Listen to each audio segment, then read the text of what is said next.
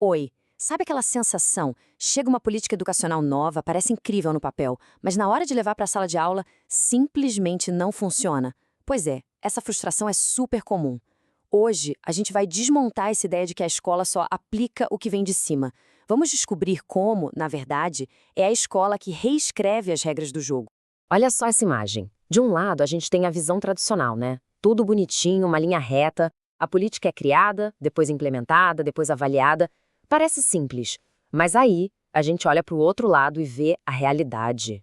É um caos. O emaranhado de gente, de conflitos, de negociações, de interpretações diferentes. É exatamente aí que a nossa análise vai mergulhar.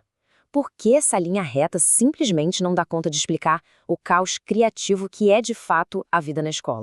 Ok, então vamos fundo nisso. A tese principal aqui, que vem muito dos trabalhos do sociólogo Stephen Jay Ball, é a seguinte: esse modelo tradicional de implementar políticas, ele é falho na sua essência. E por quê? Simples, porque ele enxerga a escola, os professores, a gestão, como se fossem só peças passivas, que apenas executam ordens. Ele ignora completamente o papel fundamental que essa galera tem como intérprete, como tradutor e, como a gente vai ver, como verdadeiros produtores da política ali no chão da escola. E é isso que nos leva a um ponto de virada total. Para a gente conseguir entender essa nova forma de olhar coisa, a gente precisa abandonar uma palavrinha que está em todo lugar no nosso vocabulário: implementação. Chegou a hora de conhecer um conceito novo, um que muda completamente o jogo. E aqui está a frase que é o coração da história toda, do próprio Stephen Jay Ball. Presta atenção. As escolas não implementam políticas, elas as encenam. Olha, trocar implementar por atuar ou ensinar pode até parecer só um detalhe, um jogo de palavras, mas acredite, isso é uma verdadeira revolução no jeito de pensar a política na educação. E essa comparação deixa tudo muito claro. Pensa assim: de um lado, a implementação é tipo uma linha de montagem. A política chega como um produto padrão, igual para todo mundo. Do outro lado, a gente tem a atuação, ou enactment, que é mais como um palco de teatro. A política é o roteiro, mas a peça é sempre criativa, interpretada, adaptada. E aqui está o pulo do gato. A escola deixa de ser uma fábrica que só replica e se torna um teatro, um lugar que produz a sua própria versão da política. Vamos entender melhor esse termo, então, atuação. A metáfora do teatro é perfeita para isso. Pensa que o documento oficial da política, a lei, é só o roteiro, só o texto. Quem dá vida a esse roteiro são os educadores, que são os atores e os diretores dessa peça. E claro, cada escola, com seu elenco e seu próprio palco, vai produzir uma encenação única, uma performance diferente. O exemplo clássico, um professor que pega um novo currículo e adapta tudo para a realidade da sua turma. Isso é a atuação na veia. Tá, mas por que essa tal de atuação é inevitável? É que a política não é uma coisa única, sabe? Um bloco de pedra. Ela existe como texto. E quando a gente fala texto, não é só a lei, o documento oficial, não.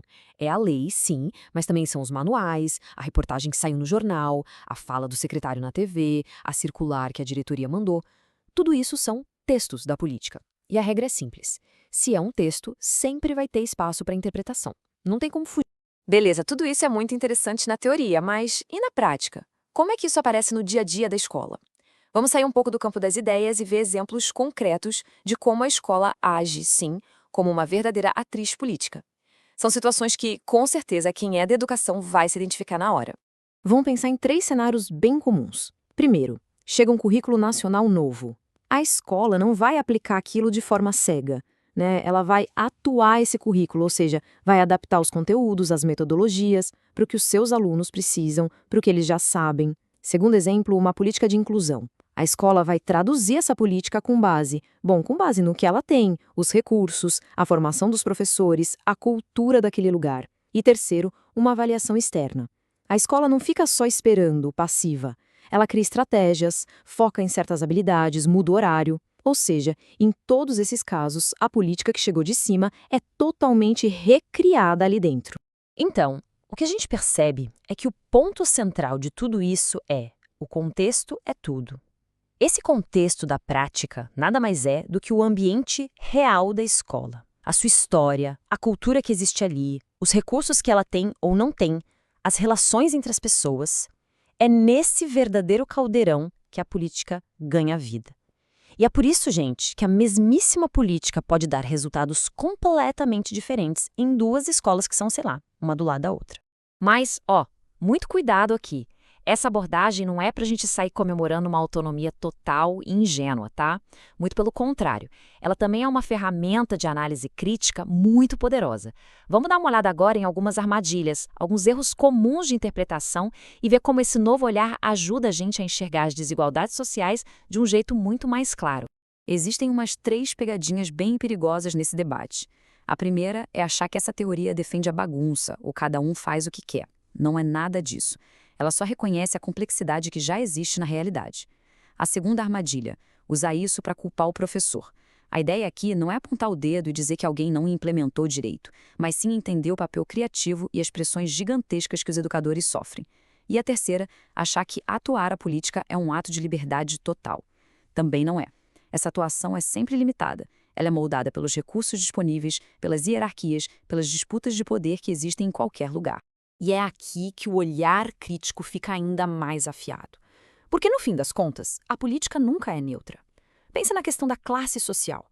Uma política pode ser atuada de um jeito que acaba reforçando as vantagens de alunos que já têm mais capital cultural. Ou pensa no território.